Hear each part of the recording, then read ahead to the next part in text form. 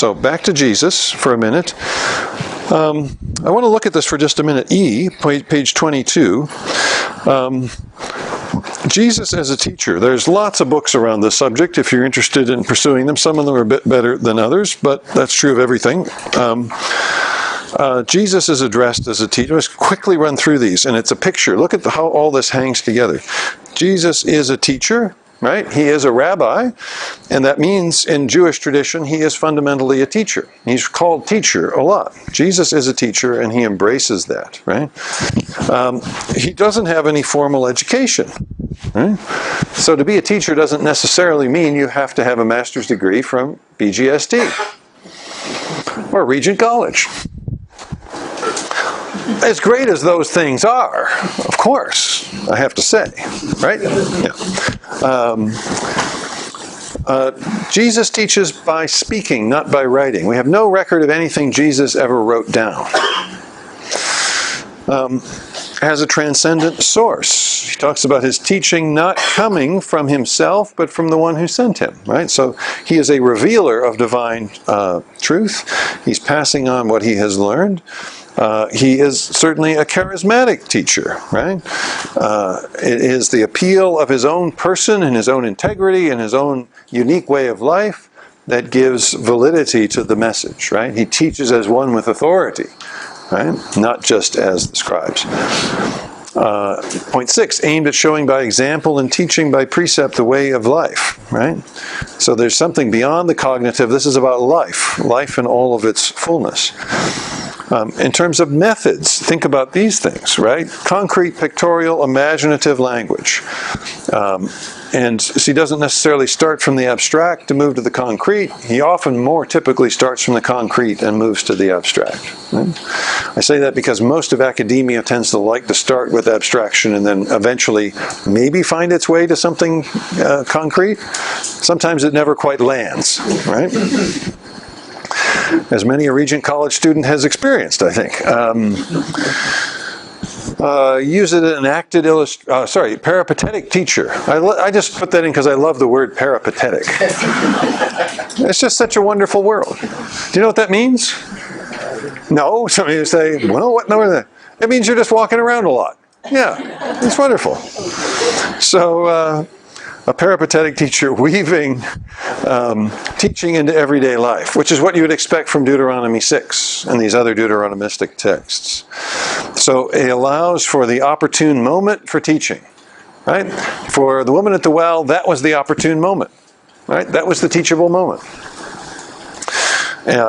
Used enacted illustrations and examples, right? Not just theoretically, but he says, I do this. I wash your feet explicitly to give you an example. Right? So you can teach by doing as well as by saying. Right? I think we tend to underestimate the power of the doing together, right, as a way of teaching. But what you see and what you experience, what you have, in a sense, right in your midst, is a very powerful thing. Right? If, in fact, our friend here goes swimming with the sharks, he will never quite forget it. Right? How close he came to be eaten alive. That makes an impression on you. Right? But imagine being, this is the scene from John 13 I'm thinking about, right? Imagine being there and watching Jesus wash people's feet, doing what nobody else was willing to do. Imagine the impact that would make upon you. Right? And then have him say, I've done this to set an example for you. Right? Just imagine the power of that. It's pretty incredible. I wonder whether we undersell that a little bit too. The power of demonstration and action. Uses conversations extensively. The woman at the well scene, Nicodemus. John is full of these great conversations. John seems to love these big conversations. But they're throughout all the Gospels, right? This is what Jesus does. He is on the road. He's on the move. He's interacting with people. Sometimes just a little burst, you get like a sentence. Sometimes you get a longer dialogue, right? But it's very much conversive, right? Uses questions all the time. Jesus is always asking questions. Far more questions than answers, and often he doesn't give people the answers they're looking for. Questions. There is a real power in questions. Huge power in questions. There's an interesting whole sub-literature out there in pedagogy about the power of questions. One of the sayings that I use sometimes is people grow in the direction of what they persistently ask questions about. So a good open-ended question, like, what does it mean to become like Christ, can pull you along a long way in a positive direction. The right sort of question has great power to motivate, to stimulate, to keep alive in your mind, right? And Jesus is full of these really great questions. So we grow in the direction of what we ask questions about. Jesus seems to know that, right? And he asks lots of questions. I say use lectures or discourses occasionally. There actually is not that much of this. Yes, there are some. Sermon on the Mount, probably the most famous one. But he doesn't sit down and say, okay, let me give you a very long speech now. I don't think he had very many classes that started at 9 in the morning and went till 5 in the afternoon.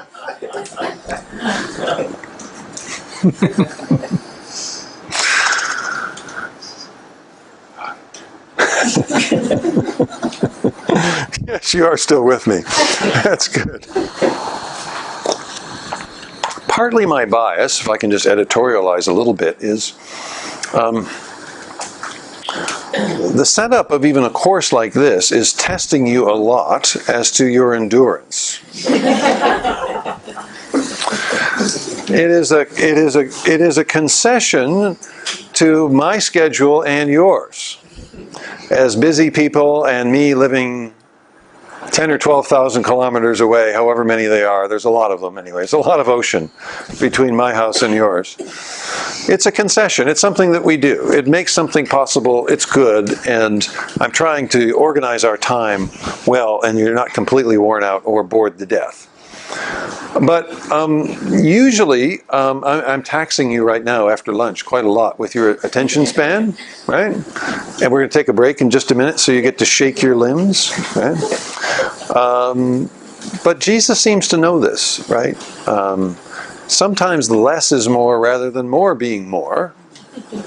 I wonder whether we should just think about that. Uses parables, right? And what do parables do? Parables appeal to the imagination. That's the main thing I want to say about the parables. Parables also open to interpretation. They're open to interpretation. They make you think, right? And Jesus never tells you the answer to the interpretation of the parable. He refuses to do that. He makes you think. They're open-ended. They usually are built around good questions.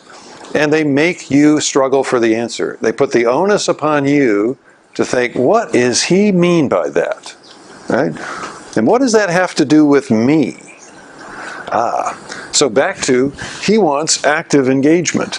And he wants your imagination to be engaged, right? Because the imagination is another one of these things that sits in between the head and the heart, right? The imagination is also very important to this whole business of, well, can you imagine what it would be like to be a member of the kingdom of God? This is, of course, what the parables are primarily about. They're trying to say, picture this. The kingdom is like that, right? You've got to do the work of saying, oh, could it be like that? Really? So he wants you to enter into a new imaginative space so that you can join on something that previously has not even been imagined, right? It's firing that imagination. Right? When people's imaginations get caught, then they open themselves up to learning, right? That's what he's doing. It's just fantastic stuff. So you might feel like, I wish it was just sort of like more straightforward lecture, please, Jesus. Could you just lay this out like point 1, 2, 3, nice declarative sentences, no mystery, no real interpretation, and then tell us what it's all about, right? No, it's kind of disappointing from that standpoint. If you're looking for that, it's really kind of disappointing. It's like, no, that's not the kind of book this is. The onus is very much on the hearer to enter into it imaginatively and grasp it, right? There's no spoon feeding with Jesus. Have you ever noticed that? There is no spoon feeding. And in a way, he could have made it easier. But he wants people who get it and are going to stick with it.